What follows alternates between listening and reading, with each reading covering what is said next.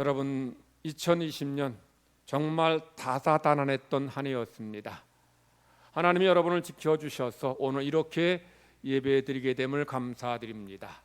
다가오는 새해에도 하나님께서 여러분의 삶에 은혜와 복으로 채워주실 줄 믿습니다. 불안은 연약한 인간이 갖고 있는 한계입니다. 어떤 시대나 어떤 나라나 어떤 사람이나 모두 다 불안을 갖고 있어요. 왕도 불안을 갖고 있고 부자들도 염려가 있습니다. 왕도 누가 나를 죽이지는 않을까, 내 왕위를 빼앗고 나를 여기서 쫓아내지는 않을까 불안해합니다. 부자들도 이 많은 재산 잃지는 않을까 이런 염려가 있습니다. 이 불안은 한계에 있는 모든 인간이 다 갖고 있는 그런 연약함이기도 합니다. 보통 사람들도 마찬가지죠.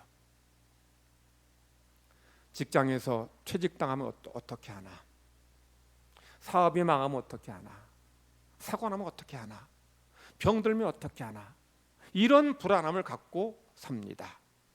2020년 올해 우리 한국인들이 갖고 있는 가장 큰 불안함은 아마 다 코로나에 대한 불안함일 것입니다. 코로나에 걸리면 어쩌나, 걸리면 또 그로 인해서 죽으면 어떡하나, 이런 불안함, 두려움이 우리 모두에게 있습니다. 한국을 비롯한 미국, 영국, 일본 등을 비롯한 이 14개 주요 선진국 국민들 대상으로 코로나에 대한 불안과 염려가 어느 정도인지, 어느 나라 국민이 가장 많이 불안해하는지를 이제 연구조사했어요.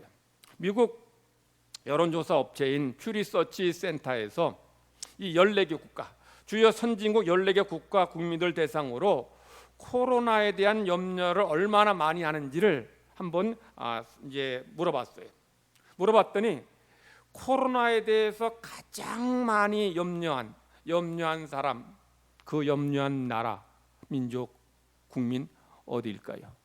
1등 한국인입니다. 한국인의 89%가 이 전염병 감염이 우리의 삶에 큰 중대한 위협이 된다라고 이렇게 답했습니다. 그리고 한국 다음으로 일본, 미국, 스페인, 영국, 프랑스 순으로 점점 두려워한다는 그런 통계가 나왔습니다. 이런 불안, 우리 이 세상 가뜩이나 정말 불안한 세상에서 이 코로나로 인해서 더 우리는 불안한 삶을 살고 있어요. 한국인들이 코로나에 대해서 느끼는 불안은 크게 두 가지입니다. 하나는 코로나에 걸려서 고통당하면 어떡하나, 그리고 죽으면 어떡하나, 이런 불안함이죠. 또 하나의 불안함은 코로나에 걸림으로 인해서 다른 사람들에게 폐를 끼치면 어떡하나, 이런 불안함을 갖고 있어요. 이 두 번째 불안함은 낙인 찍기입니다. 코로나에 걸린 사람들 확진자라고 낙인 찍어서, 그래서 그들이 직장에서 견딜 수 없는 거예요. 어떤 회사에서는 코로나 걸리면 퇴사시키겠다, 어떤 데는 직위 해제하겠다, 이렇게 겁을 주는 거예요. 그러니 코로나에 걸려도 이걸 밝히지 못하는 거예요. 그러다가 더 많은 확진자가 생기는 겁니다. 코로나가 아니어도 정말 불안한 인생을 사는 우리들인데, 코로나로 인해서 올 한 해 얼마나 우리 많이 힘들었고 지쳐했습니까? 그럼에도 불구하고 하나님께서 우리 성도 여러분 한 사람 한 사람 지켜주셨고, 우리 교우들 지켜주셔서 우리 중 아무도 코로나에 감염되지 않으니 얼마나 감사한지 모릅니다. 그 하나님께서 다가오는 새해에도 우리의 삶에 함께 하셔서 우리를 어떤 질병으로부터, 어떤 환난과 시험으로부터 막아주시고 보호해 주실 줄 믿습니다. 불안함은 우리 인간이 느끼는 한계라고 말씀드렸어요. 우리 모든 사람들은 지금 말씀드린 그런 전염병에 대한 불안만이 아니라 실직에 대한 불안, 또는 죽음에 대한 불안, 이별에 대한 불안, 또는 사고에 대한 불안, 이 여러 가지 불안을 우리는 안고 살아갑니다. 자, 이런 여러 가지 불안 중에서 가장 큰 불안이 뭘까요? 전쟁에 대한 불안일 겁니다. 왜냐하면 전쟁이 나면 지금 말씀드린 불안을 다, 그런 일들이 다 일어나기 때문에, 전쟁 나면 많은 사람 죽습니다. 전쟁으로 인해서 또 다치거나 장애가 됩니다. 전쟁이 나면 일자리, 사업장 다 잃어버리게 돼요. 재산 다 잃어버릴 수 있습니다. 사랑하는 가족을 잃을 수 있어요. 그러니까 전쟁이 나면 우리가 지금 불안한 것들을 다 상실할 수 있다는 거죠. 그래서 전쟁은 가장 우리 인간에게 큰 불안의 그런 요소인 것이죠. 우리가 북핵을 두려워하는 이유가 뭐예요? 북한과 전쟁이 나면, 핵전쟁 나면 다 죽는다는 거죠. 다 잃는다는 겁니다. 그런 불안함이 있는 거죠. 전쟁이 불안하긴 하지만 그래도 우리가 싸워서 이길 만한 상대와 싸운다면, 전쟁한다면 그게 덜 불안할 거예요. 그런데 우리보다 훨씬 더 강한 나라, 우리가 도저히 이길 수 없는 나라와 싸워야 한다면 그 불안함은 배가 될 것입니다. 전쟁으로 인해 많은 사람이 죽을 것이고 또 전쟁에서 패배함으로 포로로 끌려가고 노예가 될 것입니다. 그런 상황은 상상도 하기 싫은 상황일 것이에요. 오늘 본문에 유다의 상황이 바로 그랬습니다. 당시 유다가 싸워야 될 대상은 고대 근동의 패권자 아시리아입니다. 이 유다가 아시리아와 싸우는 것은 계란으로 바위를 치는 격입니다. 이미 아시리아는 이 유다 주위의 근동 여러 나라를 다 칼로 함락시켰어요. 유다와 같은 동족인 북왕국 이스라엘도 아시리아 칼날에 무너졌습니다. 이제 그런 유다가 이 아시리아와 싸워야 되는 거예요. 아시리아는 지금 유다를 포위하고 유다의 숨통을 쥐어오고 있어요. 그러니 얼마나 불안하겠습니까? 싸워서 도저히 이길 수 없는 아시리아가 지금 우리의 숨통을 쥐어오고 곧 이 성이 함락될 때인데 그 안에 있는 성 안에 있는 사람들이 얼마나 불안하고 두려웠겠냐는 거죠. 그때의 왕이 시스기야입니다. 시스기야는 이 아수르 사네립이 유다의 견고한 여러 성들을 다 함락시키고 이제 마지막으로 예루살렘 성을 함락하려고 포위하고 있을 때에 아수르 왕에게 조공을 바쳐서 아수르로 하여금 물러가려고 하겠습니다.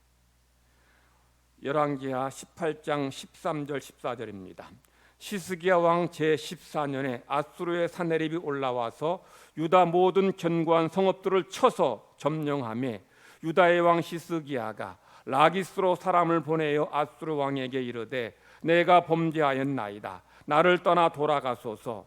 왕이 내게 지우시는 것을 내가 당하리이다 하였더니 아수르 왕이 곧 은 300달란트와 급 30달란트를 정하여 유다 왕 시스기야에게 내게 한지라. 시스기야는 이 아수르 사네립이 유다의 여러 견고한 성읍들을 다 이제 무너뜨리고 이제 마지막 유다를 향해서 진군하기 전에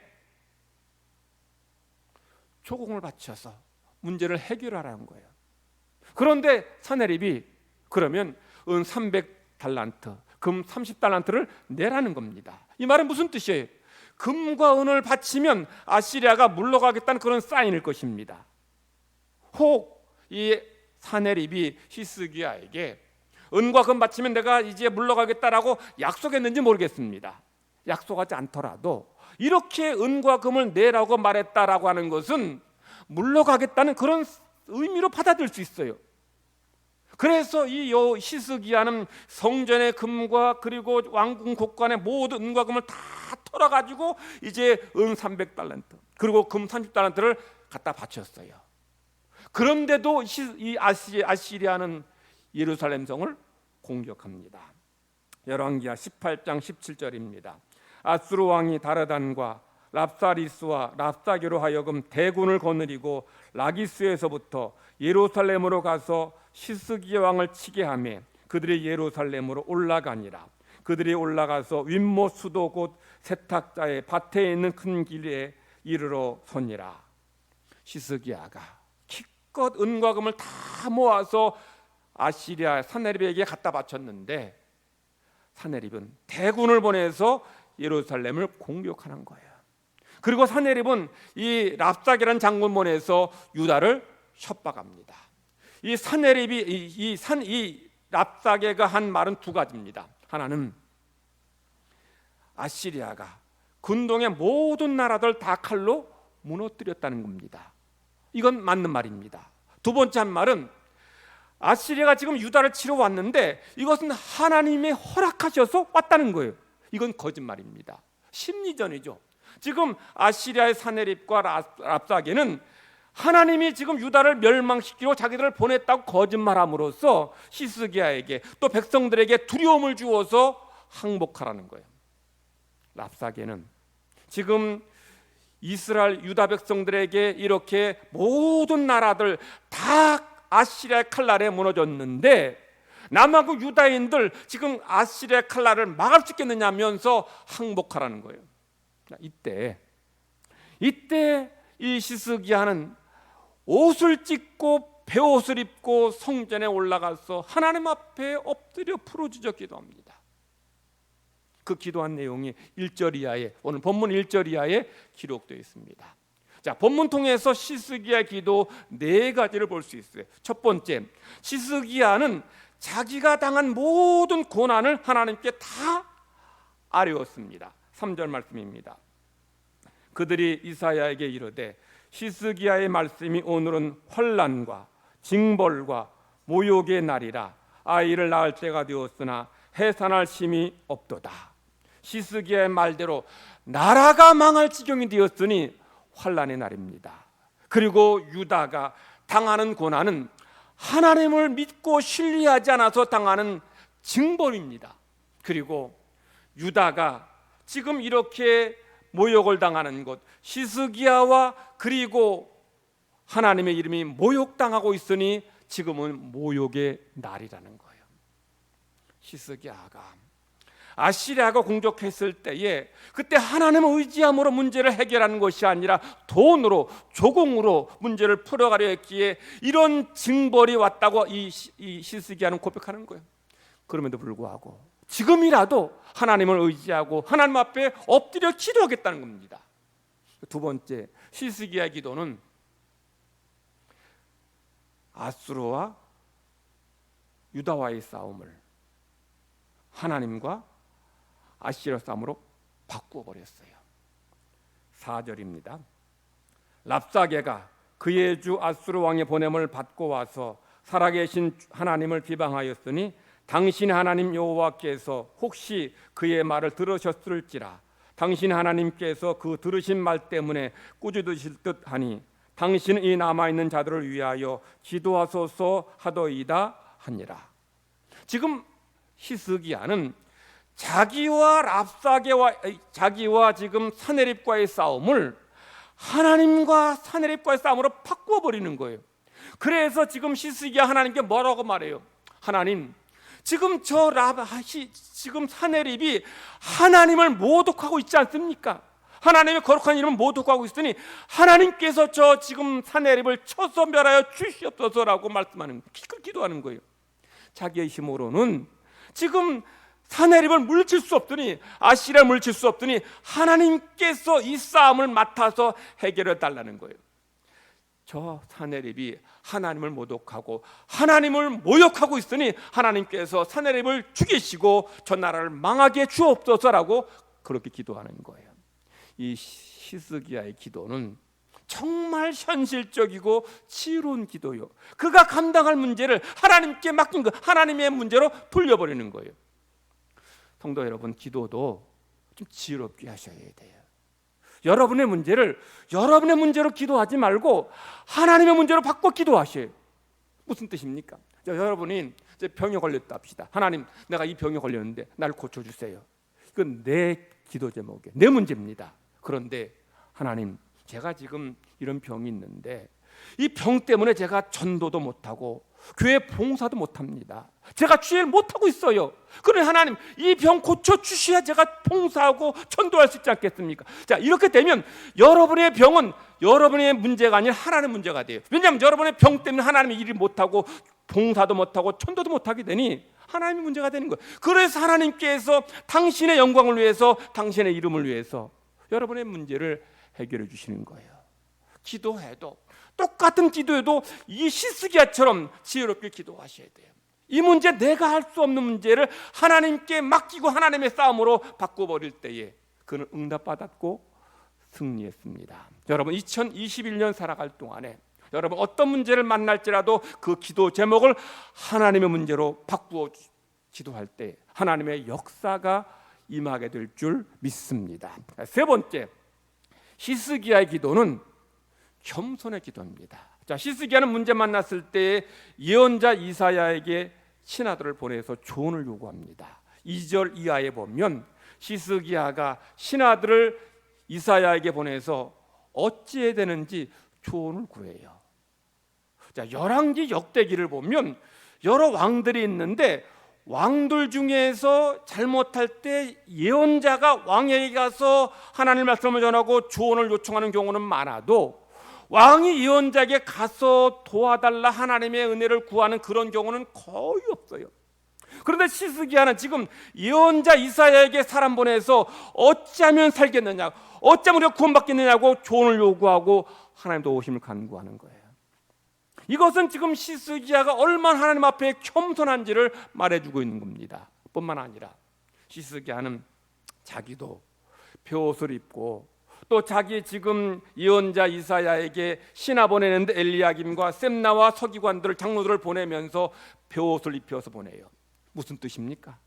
겸손의 모습으로 지금 보내는 거예요. 하나님 나를 낮추면서 지금 예언자에게 보내는, 하나님께 보내는 거죠. 하나님 우리 아무것도 할 수 없습니다. 하나님 도와주세요 하는 마음으로 겸손하게 그렇게 하나님 앞에 도움을 요청할 때에 하나님께서 그에게 즉각 응답해 주십니다. 5절로 7절입니다.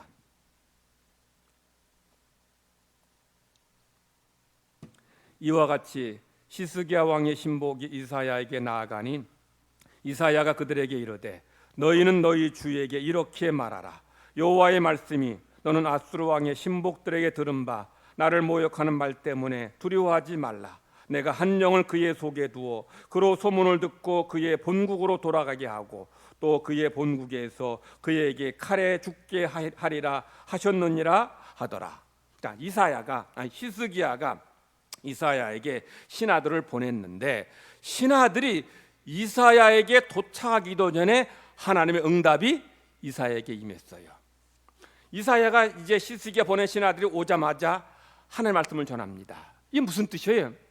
하나님께서 지금 이사야에게 히스기야가 신하 보냈는데 도착도 하기 전에 벌써 응답해 주셨다는 거예요. 열왕기하 19장 20절에도 하나님께서 히스기야의 기도를 바로 응답하셨다고 말씀합니다. 아모스의 아들 이사야가 히스기야에게 보내 이르되 이스라엘 하나님 여호와의 말씀이 내가 아수르 왕 사네립 때문에 내게 기도하는 것을 내가 들었노라 하셨나이다. 히스기야의 기도 네 번째 특징이 뭐예요? 신속한 응답입니다. 히스기야는 나라가 지금 절체절명 위기에 처했을 때 하나님 앞에 겸손히 엎드려 기도했더니 하나님 바로 응답해 주셨어요. 또한 히스기야 나중에 개인적으로 병이 듭니다. 사형송 받아요.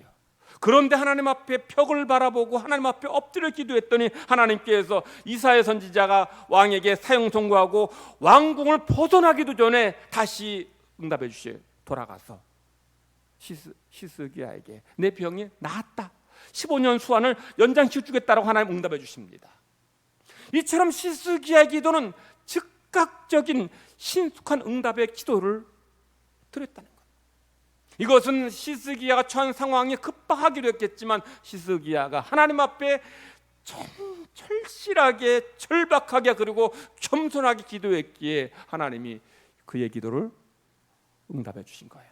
처음에는 그도 불신앙 때문에 돈으로 조공으로 인간적인 방법으로 문제를 풀어가려 했지만 회개하고 하나님만 의지할 때에 하나님께서 그에게 응답하셨고 역사해 주셨습니다. 우리 늘 부른 게 모든 성도들도 2021년을 살아가면서 하나님 앞에 이렇게 첫 번째 히스기야의 기도처럼 하나님께 모든 문제를 다 솔직하게 낱낱이 아뢰면서 기도하시기 바랍니다. 두 번째는 여러분의 문제를 하나님의 문제로 바꾸시기 바랍니다. 하나님 앞에 겸손하게 기도하시기 바랍니다. 그리고 하나님 앞에 즉각 응답받는 그런 모든 성도 되기를 간절히 바랍니다. 우리 진인사 대천명이라는 말이 있습니다. 이 말의 뜻이 뭐예요? 사람으로서 해야 될 일을 최선 다해서 하고 그리고 나서 하늘의 뜻을 기다린다는 뜻입니다. 진인사 대천명이라는 말 속에는 우리 인간이 할 수 있는 일이 있는 반면에 할 수 없는 일도 있다는 거예요. 그러니 내가 할 일을 최선 다해서 하고 그 다음엔 하나님의 응답을, 하나님의 은혜를, 역사를 기다리라는 거예요.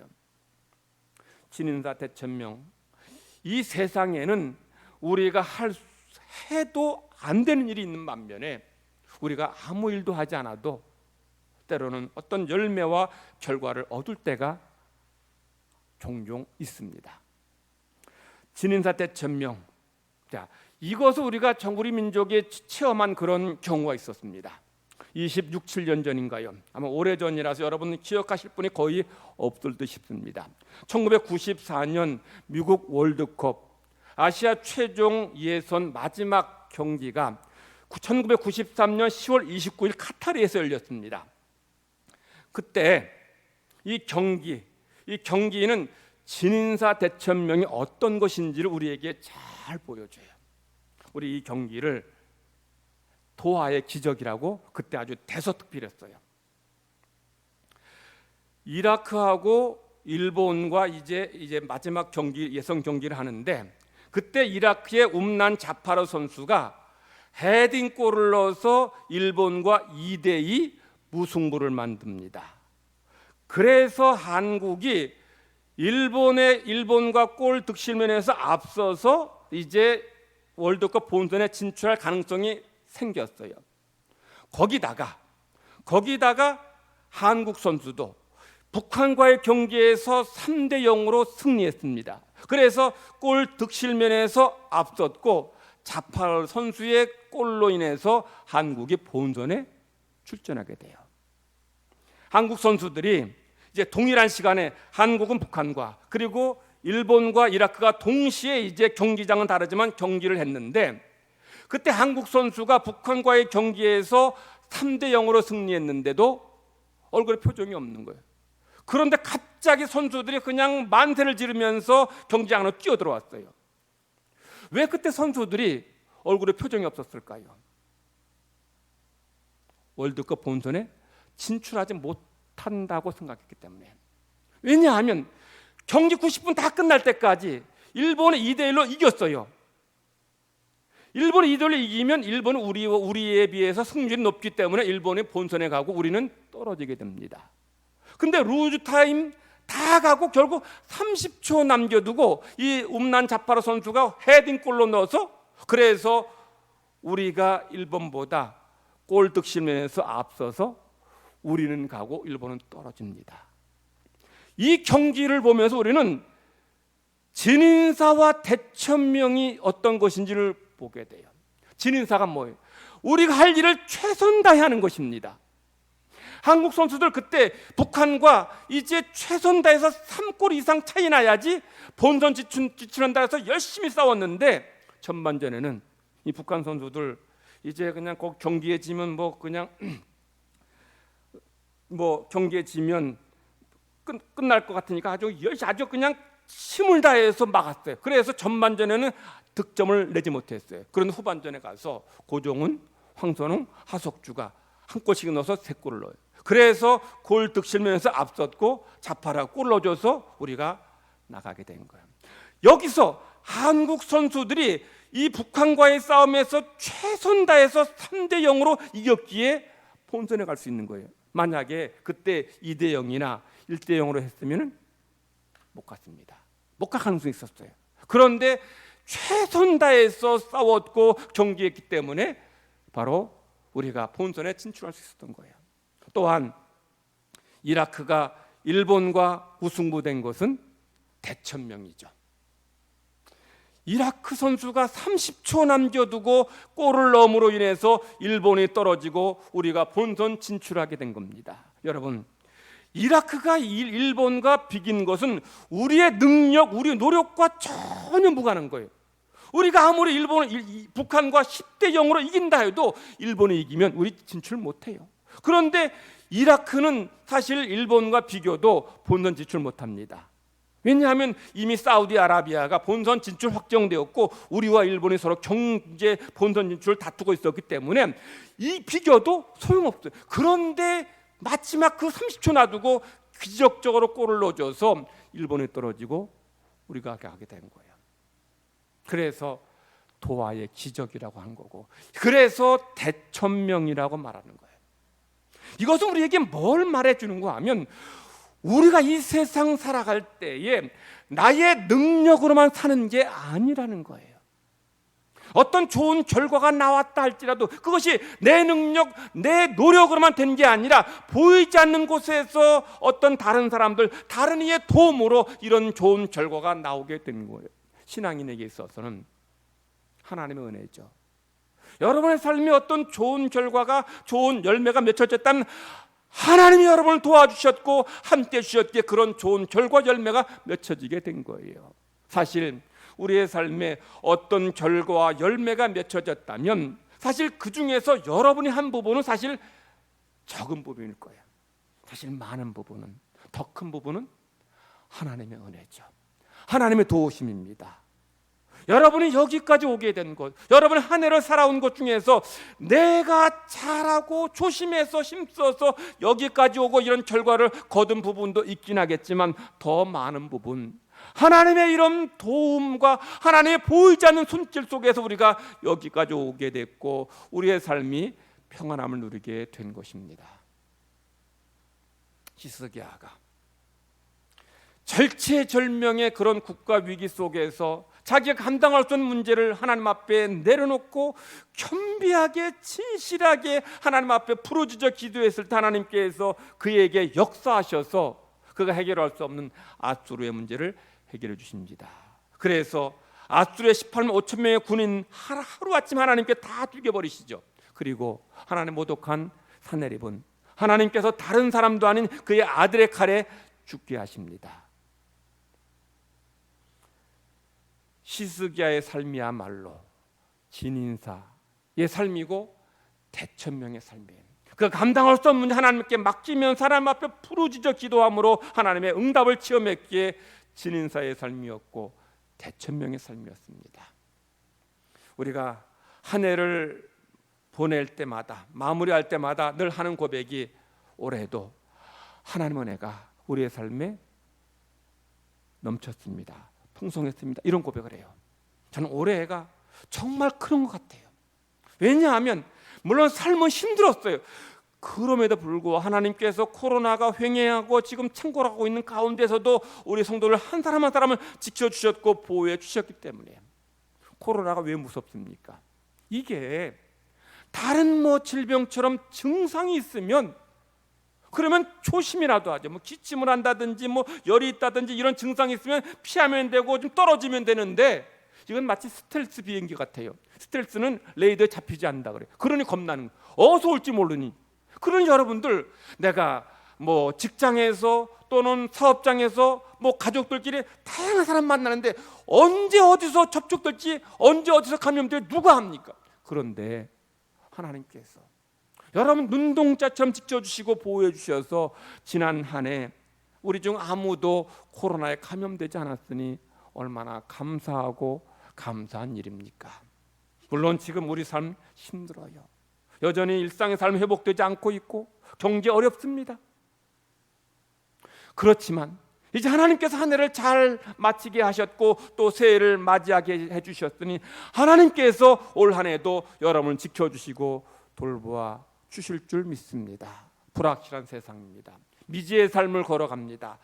그렇지만 한 걸음 한 걸음 하나님의 손에 우리의 삶을 맡기고 하나님과 함께 걸어갈 때에 여러분의 삶 2021년 끝날 때까지 하나님이 지켜주시고 도와주실 것을 믿습니다. 여러분의 삶 진인사의 삶이 되시기 바랍니다. 여러분의 삶의 자리에서 맡겨주신 사명을 잘 끝까지 충성스럽게 감당하는 그런 성도 되기 바랍니다. 그리고 하나님 앞에 엎드려 기도할 때 하나님께서 여러분에게 은혜 베풀어 주시고 여러분을 도와주시고 함께 주실 것입니다. 그런 은혜 속에서 승리하는 모든 성도 되시기를 간절히 바랍니다. 기도하십니다. 하나님 아버지,